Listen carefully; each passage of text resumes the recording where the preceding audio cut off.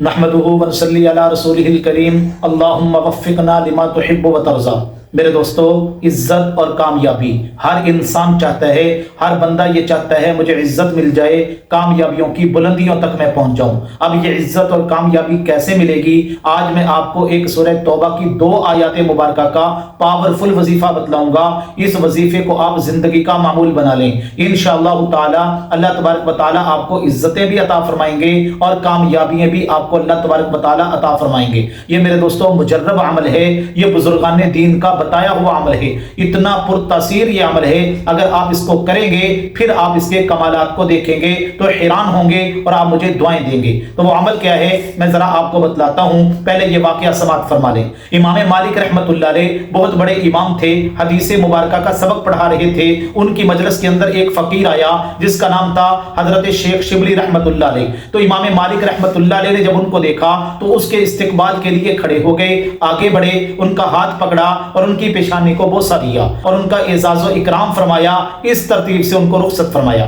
تو ان کے شاگردوں نے جب یہ منظر دیکھا تو کہنے لگے حضرت یہ تو ایک عام سے فقیر تھے، آپ ان کے استقبال کے لیے کھڑے بھی ہوئے، آپ نے ان کی پیشانی کو بوسہ بھی دیا، آپ نے ان کا اعزاز و اکرام بھی فرمایا، وجہ کیا تھی؟ تو کہنے لگے میں نے یہ سارا معاملہ ان کے ساتھ وہی فرمایا ہے جو اللہ کے نبی علیہ السلام نے ان کے ساتھ معاملہ فرمایا تھا۔ تو شاگرد پوچھنے لگے حضرت وہ کیسے؟ کہنے لگے کل میں نے رات کو اللہ کے نبی علیہ السلام کی خواب میں زیارت فرمائی، اللہ کے نبی علیہ السلام ایک مجلس میں بیٹھے ہوئے تھے، حضور علیہ السلام کی مجلس کے اندر یہی فقیر آئی یعنی حضرت شیخ شبلی رحمۃ اللہ علیہ۔ اللہ کے نبی نے جب ان کو دیکھا تو اللہ کے نبی ان کے استقبال کے لیے کھڑے ہو گئے، میرے پیارے پیغمبر آگے بڑھے، حضرت شبلی رحمۃ اللہ علیہ کے پیشانی کو اللہ کے نبی نے بوسہ دیا، امام الانبیاء صلی اللہ علیہ وسلم نے ان کا اعزاز و اکرام فرمایا۔ تو میں نے اللہ کے نبی علیہ السلام سے پوچھ لیا یا رسول اللہ صلی اللہ علیہ وسلم آپ نے ان کا اعزاز و اکرام اتنا کیوں فرمایا ہے؟ تو رسول اللہ صلی اللہ علیہ وسلم نے فرمایا امام مالک 80 سال ہو گئے ہیں، ہر نماز کے بعد سورہ توبہ کی آخری 2 آیات کی یہ تلاوت فرماتے ہیں،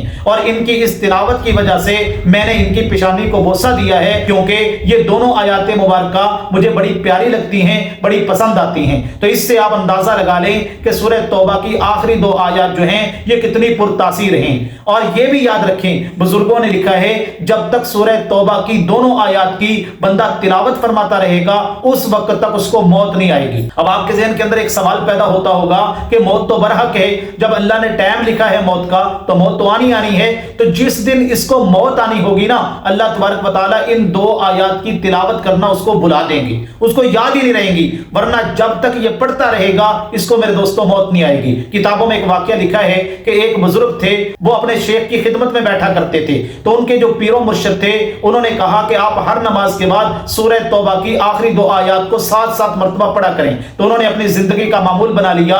اب ان کی عمر ہو گئی 140 برس، اللہ نے دگنی عمر کر دی۔ اب یہ کھانے پینے سے بیزار ہو گئے، قضاء حاجت سے بیزار ہو گئے، تو انہوں نے اپنے شیخ سے یہ بات کا ذکر کیا۔ تو انہوں نے کہا کہ آپ سورہ توبہ کی ان 2 آیات کی تلاوت کرنا چھوڑ دو۔ تو جس دن انہوں نے وہ 2 آیات کی تلاوت کرنا چھوڑی اسی دن ان کا انتقال ہو گیا۔ اس سے یہ آپ اندازہ لگا لیں کہ جب تک بندہ سورہ توبہ کی آخری 2 آیات کو پڑھتا رہے گا اس کو اللہ تبارک و تعالیٰ موت نہیں دیں گے میرے دوستوں۔ تو جس دن آنی ہے اس دن اللہ کی طرف سے اس کو بلا دی جائیں گی۔ یہ 2 آیات اتنی طاقت والی آیات ہیں میرے دوستوں۔ تو آپ نے اس کو کس طرح کرنا ہے، آپ نے وظیفہ کیسے کرنا ہے میں آپ کو بتلاتا ہوں۔ آپ تہجد کے وقت اٹھیں، 2 رکعت 4 رکعت 6 رکعت جتنی ہو سکے آپ تہجد کی نماز پڑھیں، اس کے بعد 21 مرتبہ تہجد کے وقت اول آخر 7 مرتبہ درود پاک اور ان آیات کی تلاوت کرنے کو معمول بنا لیں، اور ہر نماز کے بعد آپ 1 مرتبہ ان دونوں آیات مبارکہ کی تلاوت فرمائیں۔ اس عمل اور وظیفے کو آپ زندگی کا معمول بنا لیں، اللہ آپ کو عزت بھی عطا فرمائیں گے، اللہ تبارک و تعالیٰ آپ کو کامیابی بھی عطا فرمائیں گے، اللہ تبارک و تعالیٰ آپ کو ان بلندیوں تک پہنچائیں گے کہ آپ حیران ہو جائیں گے۔ اللہ تبارک و تعالیٰ ان باتوں کو سمجھنے کی توفیق عطا فرمائے۔